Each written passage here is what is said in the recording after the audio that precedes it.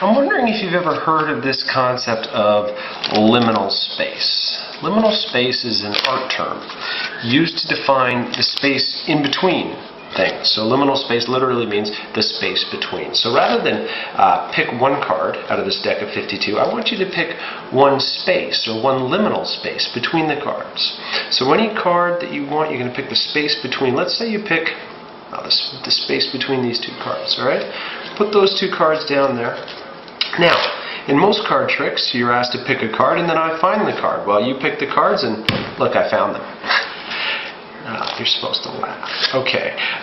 The next part is very simple. We're going to ask the deck 4 questions. And the 4 questions that we ask this deck is going to tell us what these two cards are. Alright, so the first question I want to know is, what color is this card going to be? Hey deck, what color is this card going to be? C-O-L-O-U-R. What color is this card going to be?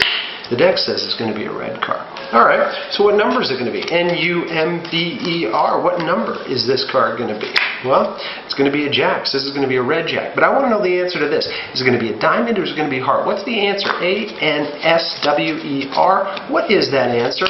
Well, deck says it's going to be a red jack of hearts. Now, I'm going to ask the closest match. What's the closest M-A-T-C-H to the jack of hearts? Well, that would be the jack of diamonds, which means this has to be the jack of hearts. Now, you'll notice we have another card over here.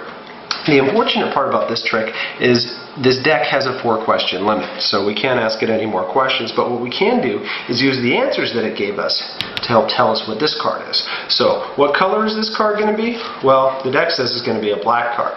What number is this card going to be? The deck says it's going to be a black 8. And what's the answer to whether it's going to be a spade or a club?